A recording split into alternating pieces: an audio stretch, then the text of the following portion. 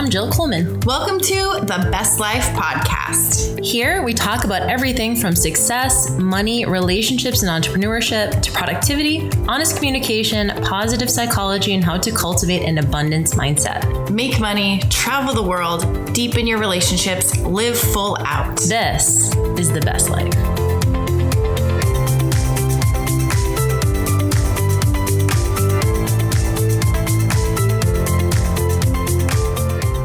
Back to the Best Life podcast, and this episode is sponsored by Organifi. So Organifi.com, make sure you guys head over there because they are a health company that we definitely trust and that we use.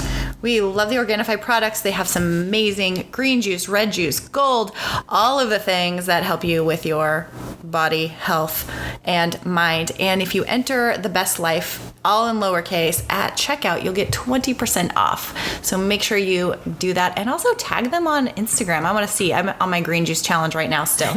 Yeah, you guys, honestly, I'll tell you guys a quick little story. We were in Mexico over the last few days, and Danny and I, let's just say we ate a lot of tortillas. Oh, Lord.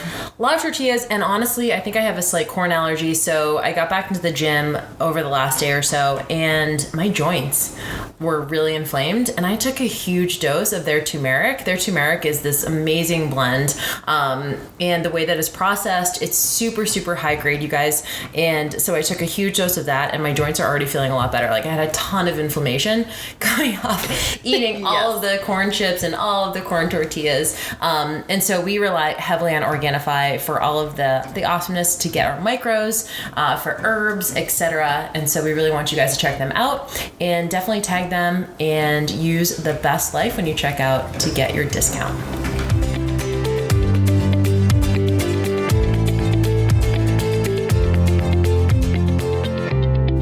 All right, hey everybody, welcome to the Best Life Podcast, episode 4. Hi. This is Danny J. And Jill Coleman. Welcome to the Best Life, you guys. Super pumped. Love hearing from you all about what you are interested in, what you're struggling with, what you want to hear more about. And the thing that we want to talk about today is something that we hear all the time from women, career gals, moms, and men as well. And we're fresh off a retreat that we were just out of the last few days in Mexico. And there was a facilitator there who was helping a lot of us kind of make some major breakthroughs emotionally with some of our relationships, professionally, etc. And one thing that seemed to come up quite a bit was on the subject of boundaries with our professionally and those relationships, romantic relationships, as well as loved ones and family. And a lot of times we don't notice how much of an impact potentially not having boundaries with other people in our lives is stifling our growth. And so we want to talk about how to overcome that, why it's important, etc. So Danny, from your perspective, why is having boundaries, creating boundaries, enforcing boundaries something that people really need help with? Yeah, boundaries are, I think one of the things when it comes to boundaries is there's like two sides of it, right? You'll have somebody who realizes boundaries are really important because they want to protect themselves. And then there's other people who maybe feel that if they set boundaries that it's somehow being selfish or that it's going to cut people off or make them not be liked. Like if there's boundaries, then somehow it's that like people pleasing personality that I think has one of the bigger issues with boundaries. But I think what's really important is to know that, you get to set your own boundaries. You get to set what those look like to you and how it feels to you. And ultimately, I think having boundaries and having knowing what you will tolerate or knowing what you will accept allows you to have more freedom and allows people to know how to behave around you. I think we really one of the things I like to teach is that we teach people how to treat us. And I think by having boundaries, people are able to know how to treat you and how to show up for you. I love that. We teach people how to treat us because in my experience, it's been in the relationships that I have not had any boundaries or have not enforced that I end up showing up really resentful. Yeah. And so a lot of times we just think, and I've said this a million times, I'm super guilty of this, of saying it's just easier not to say it, or, you know what, I'm just going to let it slide, or I'm just going to, I don't even want to bring it up because I know what they're going to say. Making assumptions. So a lot of times we don't enforce boundaries or create them because we think it's easier to just not have the confrontation, what we think we're perceived to be this big confrontation. Yeah. And we'll talk about today some of the ways in which you can actually start having these conversations with other people in your life. And they don't have to be, in my experience, huge confrontations. They can be very clear and honest conversations. Yeah.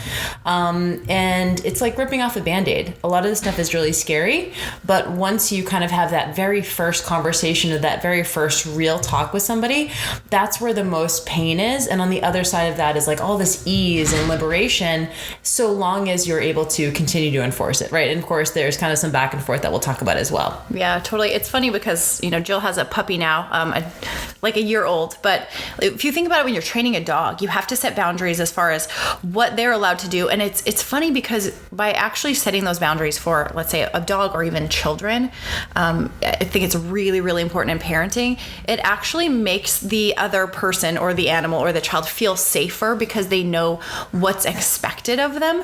And so while sometimes I think we expect other people to know what our boundaries are because maybe they do something that we would never do. So we just assume people will act or treat us the same as we would be treated. It's not always the case. And by having the conversation, yeah, it might feel scary to have the conversation. But as Jill said, oftentimes it just opens up a deepness and a deeper connection with the person. And it allows you to actually go deeper because now they know. And quite often, I think a lot of the times the person just didn't know. They didn't necessarily want to cross any lines.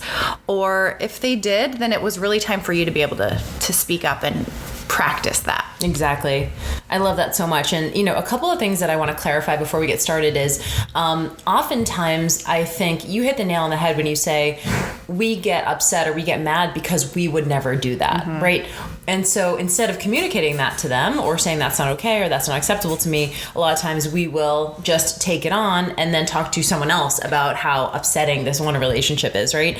But I want to clarify because in my experience, it's not about the other person having to change or do anything. It's about the way that we're showing up to the relationship. So one of my favorite things to say is your relationships are your responsibility, right? So a lot of times we're like, well, I would be fine if they would just do this one thing, right? Or it would be so easy if they could just do this thing. And we know this as, people who are married for, and if you guys are listening and you've been in long-term relationships, romantic relationships, friendships, you know that sometimes we just want people to be different. Yeah. And this isn't about getting people on the same page or even doing the same thing. All it is about communication.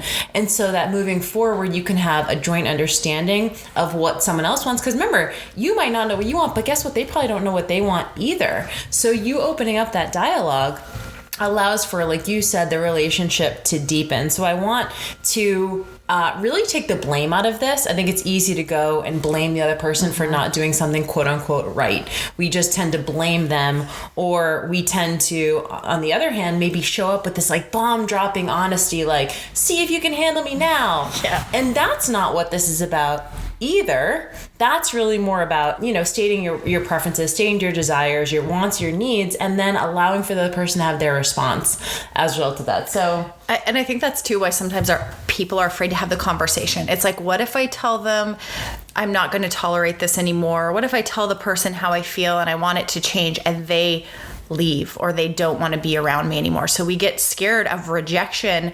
And so we actually tolerate things that we don't like, that we don't want to be around because we're afraid of losing the relationship. And we'll talk more about that kind of through the steps. But I think that is definitely a big reason why people won't even have the conversation to begin with, which is a valid fear, but there's a lot of ways around that. So we'll go through kind of those steps. Yeah, I think a lot of times we think about it, there's only two options, right? It's either we don't say anything and we just take it on. Yep. So I want to remind all of us that if we're in a situation that we are complaining about and yet at the same time not doing anything different to change the circumstance, chances are we're getting something out of that relationship, some sort of self-worth out of that relationship. So for example, I work with a lot of women who feel relied upon from their friends, their family, etc. And a lot of times they don't want to change something because they like the feeling of being needed. And that may not be a really comfortable truth, but I know for myself, for a long time, I put a lot of self-worth into being super busy and having a lot on my plate and being needed in a lot of different spaces and by a lot of different people. So for example, if you feel like you don't have boundaries or you feel like you're not enforcing them because people are asking you for things constantly and you're feeling put out, ask yourself, is there something in there that I need? in order to continue to feel good about myself. And there's nothing wrong with that, by the way. It's just something to start examining, and then ask yourself, if I do change this relationship, what is that going to look like? And so do you want to get into our little framework that we created? Yeah. So, and I just want to come back to your point too about the busyness. I think when we're talking about boundaries, initially my thought goes to relationships, but it also goes to your time. It goes to not just family, but coworkers, saying yes to things you don't want to say yes to, Totally. Protecting your time, protecting yourself, physical boundaries. There's so many things, but it's funny, the busy thing. It's like, I remember complaining, and like you said, you become resentful, but definitely for me, also being busy was a badge of honor. Like, look at all these people who need me. And then at the same time, I'd be complaining about the thing that I somehow felt good about. So yeah, examining yourself. And actually that just goes right into number 1. So we're going to do the 3 C's. This is going to help you with your boundaries. And the first one is curiosity. So really looking in and going, okay, what is this about? Like getting really introspective, asking yourself, what do I want? This is actually really something that might be difficult, because let's just say this is a relationship, and maybe somebody's crossing some lines that you are just uncomfortable with. Maybe they're just constantly asking for your time or calling you when you just don't have the time to talk to them, and just pushing boundaries that way. So getting introspective and just asking what you would really want. And sometimes if you don't know what you want, it's like taking a look at what you don't want. I don't want phone calls at 2 a.m. I don't want phone calls every 15 minutes. I don't want texts every single time. So trying to know what you do want sometimes can be a tricky one, but knowing what you don't want might be the best place to start. And being able to just draw a line in the sand of what you will and will not accept or tolerate any longer. So number 1 is curiosity. Yeah, I think there's a lot, and I'll just add to that really quick, is I think there is a lot of work to do ahead of the conversation. So we'll talk about that in a second, but ahead of the conversation, in order to be able to even communicate your needs to somebody, and not, I know a lot of us maybe come to a conversation high emotion because we just get triggered. And when we do that, we haven't had the time to really prepare and think about what we wanted to say. And so curiosity is about taking some time and asking yourself, what do I want this relationship to look like moving forward? I'll give you guys a quick example. I used to work with a client who was a mom, and she was also a grandma. And she had a lot of people asking her for different things. Can you bring me here? Can you take me here? I don't want to go alone. Can you pick this up? Etc. Heavily relied upon, and in many ways liked it, while at the same time complaining about it, right? So we probably all recognize that scenario. So I asked her to give me an example, and she said, well, my daughter likes for me to go, if she wants to go to the mall, she wants me to go with her. And I said, could your daughter go by herself? And she said, yes. And I said, well, what if you said, you know what, I'm really not up for it this time. I have something else to do. Can you go by yourself? She said, I feel really guilty. I'd feel really guilty. And I said, what if she stopped asking you to go to the mall? She said, I'd feel bad. So you have to start to think about, what's the alternative look like? She went through because what she wanted, and she wanted to have the boundaries more than she wanted to be relied upon. But you have to ask yourself, what's the trade-off? So moving forward, what's that relationship going to look like? Someone might not rely on you anymore for that certain thing. And you need to be okay with that, right? So just as you're going to be getting more freedom and more of a feeling of independence, you're also going to be giving up some things. So ask yourself, what do you not want in that relationship? And also, what are you willing to give up as a result of that? What would be the worst case scenario? Your daughter never asks you to take her to the mall anymore. Could you let it go and not feel bad about that, and just say, you know what? She's an adult. She can go by herself. She doesn't need me every second. In fact, me always going might be a disservice to her. So all of those kind of questions, examine not only what you want, but the exact scenarios moving forward, and do a lot of this on your own. Take out a journal or whatever and write down this stuff in terms of what you want, so that when you are in the situation of the conversation, you can clearly state it so that they get it. The guilt thing is really interesting, especially when it comes to parenting. I see a lot of, I was on a trip relatively recently, and someone said they needed to check in with their daughter every day, that she was 8 years old and she needed her. Like, the daughter needed the mom to check in. And I was like, does she really need you, or do you need her?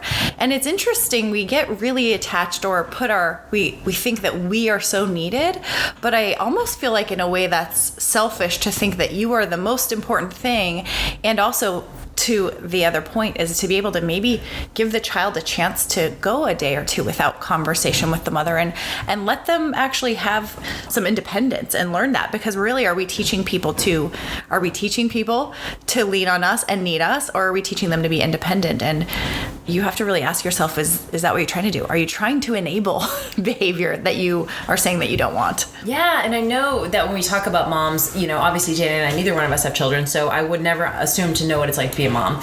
But I can give you an example as a coach. So, and I know you have a similar situation, or you have had similar situations. So Jill Fit was about 1.5 years old, and we were doing all one-on-one fat loss meal plans. So 12-week programs, people would come in. I had 5 coaches working for me at the time, and they would get email access to us, text access, etc. And we just didn't really understand boundaries. We didn't understand policy. We just said, you know what, people will just know what to do. We assumed our clients would know how to communicate with us in a way that was respectful and frankly normal.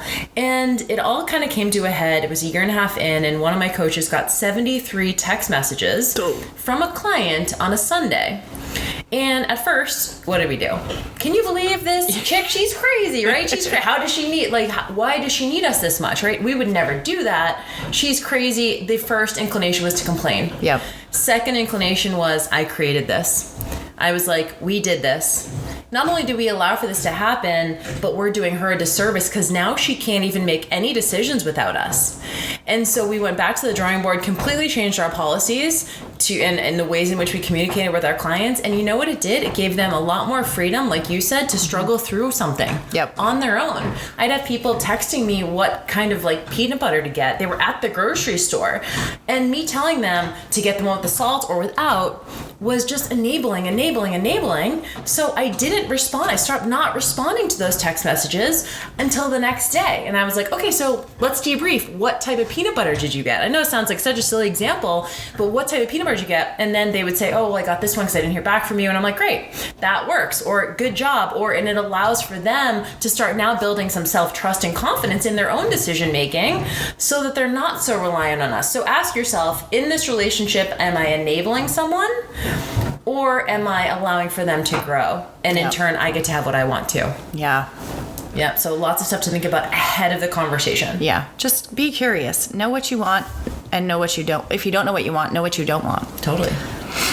Okay, so the second one, so the first C is curiosity. That's the work that you're going to do ahead of the conversation. Number 2 is clear communication. So a double C, clear communication of your wants, needs, desires, etc. This is the thing that most people are scared of. You're probably like, okay, Jill and Danny, I can sit down my journal and I know what I want. Of course, this is the easy part, right?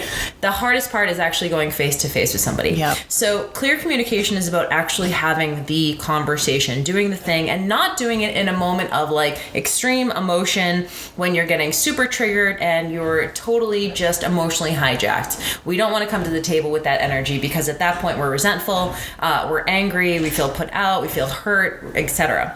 So instead we want to have that clear communication and honest communication of our desires, but again, not in a way that we need them to change. Not in a way that when we say it, we're like, okay, great, so you know what to do now moving forward, right? It's not about us coaching them to be different. And that's what's, I think a lot of people are scared of, is they don't like the idea of I'm going to tell someone how to be different, or I'm going to, give them a list of things to do. That's not what this is about. This is about first communicating what it is that you don't like about the relationship or how it makes you feel. One of my kind of little tools that I use, or little kind of tricks or hacks, is before I state what I want, I actually state how I'm feeling. So I'll say something like, you know what, I'm actually a little bit nervous to have this conversation with you, and I've been wanting to talk about this for a while, but I've been a little bit nervous because I'm a little bit scared of how you're going to respond. But you know what? I just really respect you as a person, and I love you as a friend, or I love you as, someone in my life. And I want to give you the benefit of the doubt that you can handle it and our relationship can handle this. So are you ready? Are you okay with me sharing some stuff with you? When you say that ahead of time, it already a little bit gets them on your team and just kind of lowers the emotion. So it's not like you're coming straight at them with things that they have to do wrong, right? Because they're going to just get defensive if you do that. Yep. So it's about sharing your insecurities about the conversation first, and then stating what it is and being careful to qualify that it's your truth, not the truth, right? So it doesn't have to be the way that they see the relationship, right? You guys have a relationship, two people, two different viewpoints. So you can say, here's how I'm feeling. And I like to say qualification, you're not doing anything wrong. We just haven't had this conversation yet. So you haven't done anything wrong, because people will take it like that, right? People will take like, I messed up, or I did something wrong, or you don't like me. That's not what we're saying. We're saying that this is the truth about how I feel, but it doesn't have to be your truth. So clearly state what in the relationship doesn't feel okay to you, and then invite them to share what about the relationship doesn't feel okay to them. And again, you have to be able to receive that too. If you want reception from them, you have to be able to receive it as well. Tell them that you are open to dialogue about it. And this is not about having to be on the same page. This is not about someone being right and someone being wrong. This is about one thing, and that's just understanding. Can you understand this from my perspective? I actually like to use that question. If you were me, could you see where I'm coming from? That's all you need to say. If you were me, could you see where I'm coming from? If not, that's okay. But that's how I feel, and I want to know how you're feeling with things. How is our relationship for you? Is there times where you're upset with me? And if there are, I'd like for you to share that with me. So again, it's not about one person being right, one person wrong, one person need change, one person not. It's about just the communication of the situation. And I think once you start down this road, it gets a lot easier. The first discussion, the first conversation is always the hardest, because maybe you haven't never interacted with the person this way. You know, people at this Mexico retreat have been married for like 15 years, had never had this even level of dialogue with someone that they've been with for 15 years. Yeah. So it might feel out of left field for you to like sit down and have this type of conversation. But if you don't, just someone needs to do the first thing first. And then over time, you start to get used to speaking this way a little bit more. I think this is the part too where you state what you will no longer tolerate or handle, or how you will change if it comes up again. So this really is about you and what you are going to do when the behavior happens again. So for my example, growing up, my mom and I, we fought a lot, and we just had a lot of verbal struggles and screaming matches, and she's super hypercritical of me, and it seemed no matter what I did, it was never okay with her. And I moved out the day I turned 18, and we didn't talk for almost 4 years. And then I actually had to move back in because I was ill. And when I could finally like walk again and leave, you know, she'd have these verbal battles with me. And there was a point where I realized I was an adult, and I said, I don't have to take this from her anymore. And it just got to a point where I realized if she talked to me the way that she was talking to me, which was just disrespectful to any human, but we sometimes think we can tolerate things because it's our parent, or it's a sibling, or it's somebody we're living with. But I literally just decided she's not going to talk to me like this. If she wants to have a relationship with me, I'm not going to tolerate it. And so I told her, if you talk to me like that, I'm just going to leave. And so she would do that, and I would say, okay, bye mom, I'll be back later tonight or tomorrow. I don't know. I'm not going to come home. And she would go, no, you can't leave. Stay here. And she wanted me to just stay here and take it. Like, she wanted to just keep yelling at me. And I said, no, I'm disengaging from this conversation. I don't need to fight back. Like, that was the usual thing, was just to scream back, and we'd end up in these battles. So I said, no, I'm not going to take this. I'm going. And I would just grab the keys, get in the car, and leave. And the next day she would start it again. I'm like, okay, bye mom, gotta go. Get in the car and leave.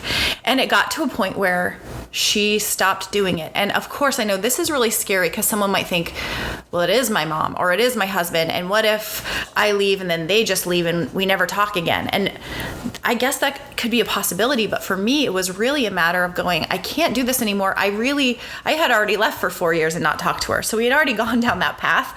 I didn't want to come back to have this discontent in this kind of relationship, and it wasn't healthy for either one of us.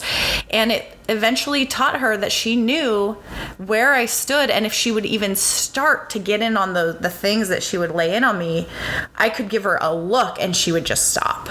And she got to the point where she just knew that I wasn't going to accept it. And if she wanted to continue a relationship with me, she knew she had to shift it. And it wasn't about her fault. It was just I just didn't want to take it anymore. Nobody should have had to take the things that she was saying. It just, whether and it's funny because the people who love us the most often can push our buttons the most. And so, although I didn't do it as diplomatically as Jill just walked us through, because I was 23 and there was a lot of fighting, I did try to just, instead of going back to the screaming, just quietly walk out and just walk away. And so, of course, I understand those conversations can be tough and they can be heightened and there can be a lot of emotional triggers. And sometimes you might just have to simply say, especially if the other person is combative, you might just literally do have to walk away and say, I'm not going to be here while you talk this way. I'll come back when you're calm. And especially in the case of maybe verbal abuse or somebody who just gets really angry, and simply saying, I'm not going to be talked to like this anymore. I'm not going to have somebody treat me this way, and I'm going to leave. When I come back, we can have the conversation, or every time we go down this road, I'm going to leave again. And it can be super scary, but I think just deciding at that point when you have the conversation, or even your example of the person texting, I can imagine having the conversation saying, hi, client, I got 73 texts from you this weekend, and I understand that it's been my fault because I've been responding to every single one of your texts. And to be honest, the weekends are my family time and I can no longer do that. So, feel free to text, but do not expect a response from me. And maybe you set up a new boundary of saying, if you text me, I may respond back within 24 hours, but don't expect anything instantly. And at that point, you draw your line in the sand of what to expect from you going forward if they continue to do the behavior that they're doing that you're not really liking. And it's like, as Jill said, it's not their fault, or it's not about blaming, but you have to decide, what are you going to do if the behavior continues going forward? Yeah, which kind of brings me to the thing that I think we're the most scared of, which is the outcome, right? So, for example, in the example of texting the client, and I'm like, hey, I know it's not your fault, but moving forward, this is going to be the new policy. I had to be ready for them to be like, okay, I quit. I don't want to, and so I'm going to have to lose. Like, my business might actually financially suffer as a result of that client leaving for changing the policy. So one thing that I hear over and over and over again is people are scared to have these conversations because they don't want to disappoint someone. Disappointment is huge. This especially happens with children and parents and kids. So I just talked to a friend of mine recently who was really scared to share something with his grandfather. He had a family business, and his grandfather wanted him to do certain things in the family business, and it just wasn't him. But he respected his grandfather so much. And so one of the qualifying statements that I use, because I've had to do this with my own father, is using, it doesn't mean I don't love you. Yeah. So I've used that statement like so many times to share my truth in a way that allows for them to know that they didn't do anything wrong, that it doesn't mean that they're not amazing and I don't respect them and I don't love them, but I need to do something because this is my life, right? You needed to do something different because that was your life. Yep. And so the, kind of navigating that disappointment. And I wanted to say, one other thing before we move on, and that was triggered by our retreat in Mexico this past week. And by the way, you guys, make sure you follow Philip McKernan. We'll make sure that we link to him in the show notes, because he facilitated the event, and he's just he just created such a safe space for us. And the thing that he asked was, are you doing the thing that you're asking the other person to do? So for example, maybe we feel discontent because we don't feel appreciated, we don't feel respected, we feel taken advantage of, we don't feel, affirmed. I talk to, couples all the time who say that they don't feel appreciated by their partner. Are you showing them appreciation? Are you showing them love? Are you showing them the kind of attention and affirmation that you're asking for? Or when they ask you something, are you resentful and bitter, and are you using passive aggressive behavior? Like, how are you showing up to the relationship? So remember, like Danny said, you have to know what your truth is and what you want moving forward, but you also have to ask yourself, like, have I been showing up in the way that I want to be treated?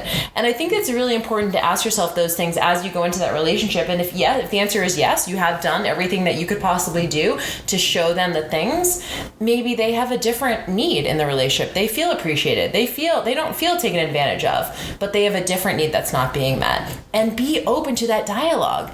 Even in the case of your mom, you weren't the problem. Like, something else was the problem, sure, right? Like, but it was ended up being kind of towards you because you were right there, right? And she felt like maybe you were the place that she could control that thing. Yeah. So it wasn't even about you per se. And so at that point, all you can do is what you did, which is state your truth.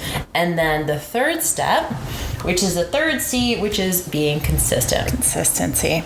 Yeah, consistency is so so crucial, right? So let's say that I told my mom that when she speaks to me, I'm going to walk out, but then I start to, maybe she lays into me and I stick around. And then the next time I leave, and then the next time I stay. It just confuses people, and they don't actually know what your boundaries are. They don't know if you're really serious. It's kind of the same thing with children, like saying you have a bedtime, but then always letting them stay up. And then you get mad because they're whining that it's not their bedtime. And you're like, why do my kids never listen to me? Why do they cry and they disobey when I tell them bedtime's at 8? Well, it's because you never consistently actually kept the bedtime at 8. So they know if they whine at you that you're going to give in. So it's really, consistency is truly important. And it's one of the things that I've struggled with for sure with certain relationships. And it's one of the ones that is really the most important, of like really holding to your boundaries, because that really does teach people how to treat you, and it doesn't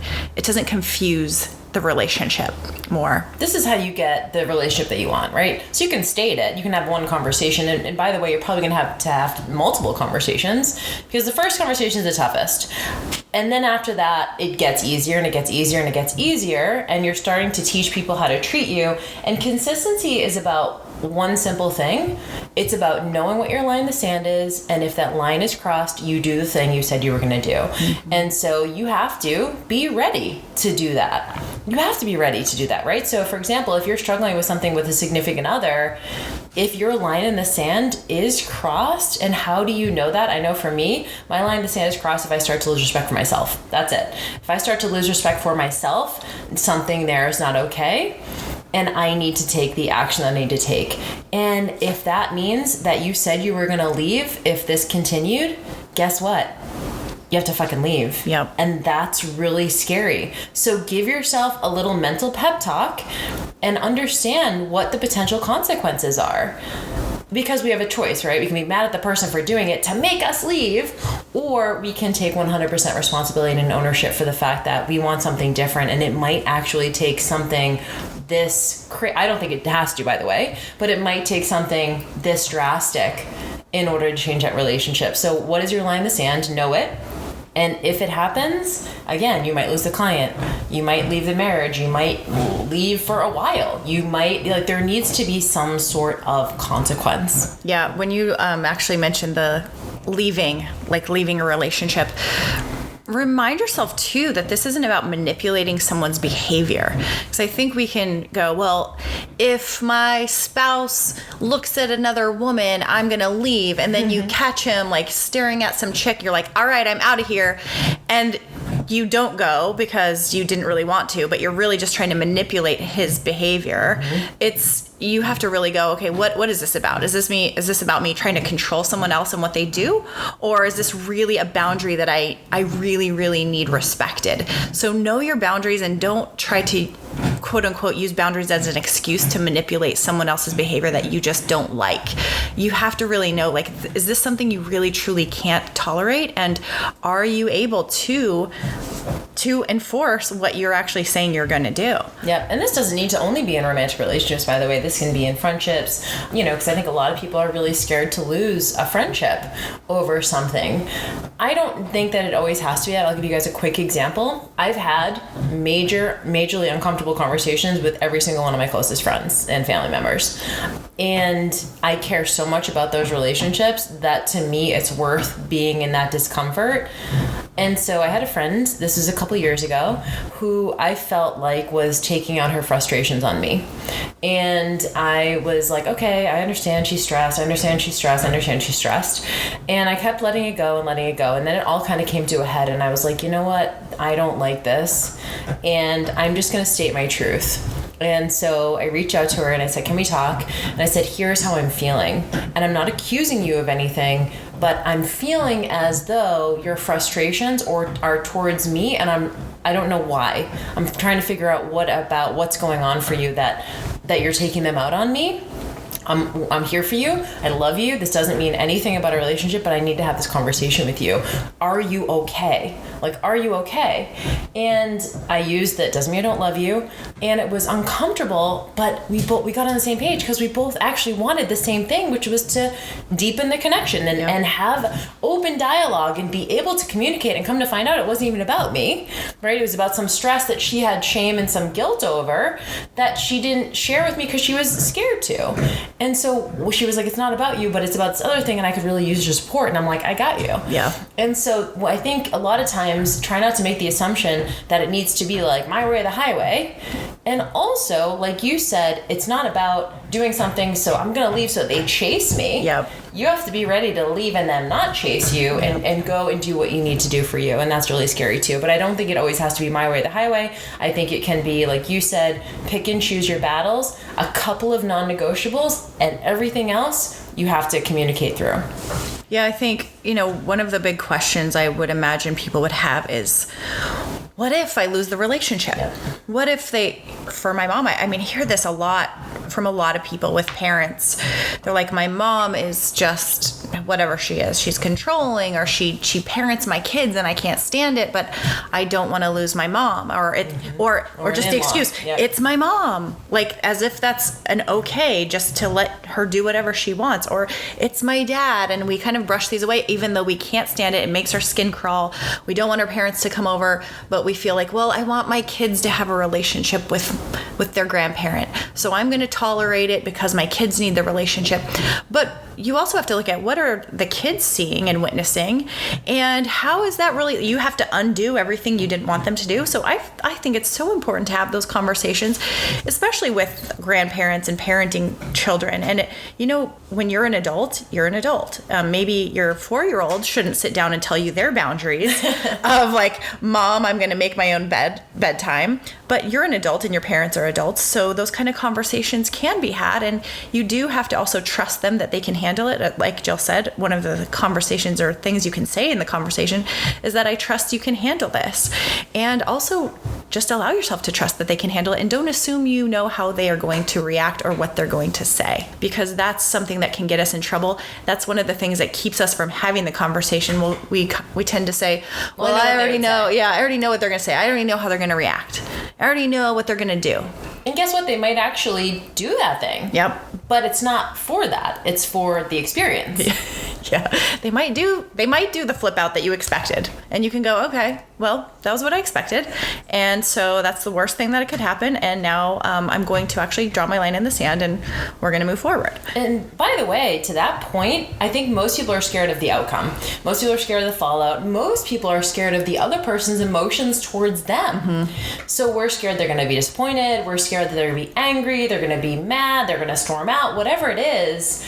And allow for them to have that. Don't try to manage it. I can just speak from my own marriage. Like, early on in the relationship, I remember if I would have a conversation, and I definitely did not bring it up diplomatically, it would be from like just being emotionally hijacked. And my partner would have his response, and then I would be so scared of his response that he was going to leave me, and I would get so scared that I would be like, just forget I said anything. Actually, let's just go back to, it's okay, it's fine. No, it's fine. It's totally fine.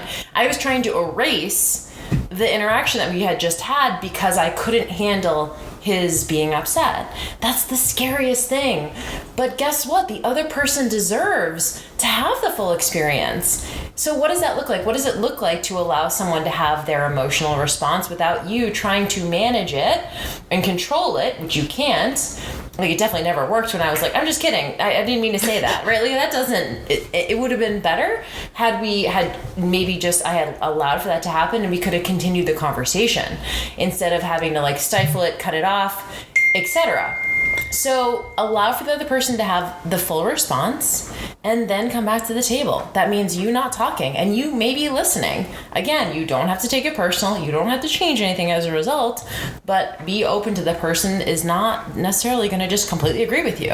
And so the kind of understanding that you're asking for, make sure that you're open and understanding of their response as well. Yep. I think when it comes down to boundaries, and like I said at the beginning, I think people who tend to be the people pleasers have one of the hardest times with this because they're so worried about hurting someone else or not being available to to everyone, but I will just challenge you to think about the people that you have the most respect for. I tend to find that the people who I respect the most actually have very clear boundaries. Sure. I know what to expect when I talk to Jill. I know when she talks to me that she'll tell me if I remember actually when I stayed at her house in February 2016. She was in Australia for a month, and she came home maybe 2 days before we were planning to leave. And I asked if we could stay an extra 2 days, and she said, no, I'm actually, I kind of need some alone time. And I actually so appreciated that, because she could have said, yeah, that's fine, and been really uncomfortable and really annoyed that 2 people were staying in her house. And she would have tolerated it and then deep down been resentful and annoyed that we were there. And instead she just told us that it wasn't okay. And I didn't take it personally, like, oh man, she's rude, she didn't let us stay 2 more days. We just found a place to go, and it was just, I really respected her even more for her ability to say, hey, I just need some space.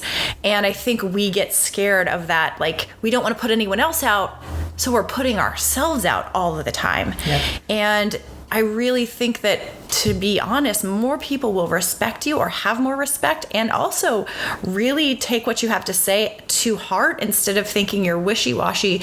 When you say a yes, they're going to know it's a yes. When they say you say no, it's a no. And because you are clear with your boundaries, and you mean yes when you say yes, and you mean no when you say no. They can trust you. Yeah. Like, I know that you trust me to tell you exactly how I feel, and you know what, your response, how you were totally just like, cool, got it, no problem. That to me was like, I just knew. I was like, this bitch, like, we're together. Right. We're tight. Like, I get that. We know how to communicate with one another. And I think it helped not only us to be able to take each other at face value, but just trust that what you say is the truth. Because I know for me, I'm not in the business of trying to uncover hidden meanings and ulterior motives. Right. I just won't do that. So whatever you say to my face is what I will act upon. And you know what, on that note too, let's just say, for example, Jill told me you can't stay. And I went behind her back and go, oh my God, she wouldn't let us stay 2 more days. What's the big deal? That's my stuff. That's totally on me. And so it really is, when you set these boundaries, and going back to teaching people how to treat you, I would have maybe just decided I don't like Jill anymore because she's selfish, and that would have been in my own head. But she told me, or taught me at that level, how to treat her, and I would never ask her again. So it still kept her safe in her own boundaries and how she wanted to be treated.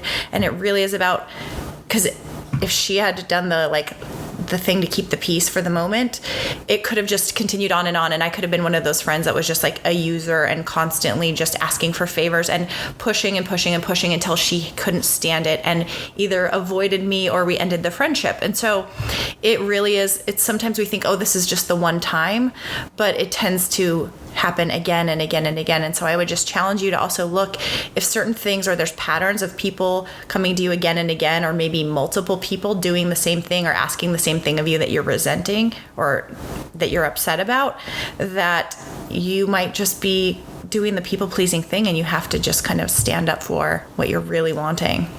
I look at honest communication and having those kind of conversations almost like, not I want to say a test, because I'm not testing out someone, but I remember very clearly in that example, and I've done this several times since with other people. And by the way, I'm not attached to being right. Like you said, I had to be ready for Danny to be like, well, Jill's a bitch, and like go and gossip about me to someone else and like whatever.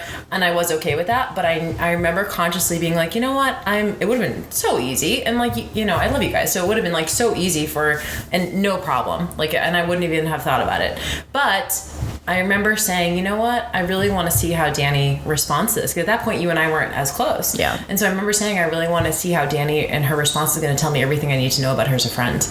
And so, or a friend for me, by the way. And so I've done that several times. And you know that, like whenever we're talking, like, should I say something? I'm like, you know what? You might want to say something because it will get everyone's cards on the table as quickly as possible.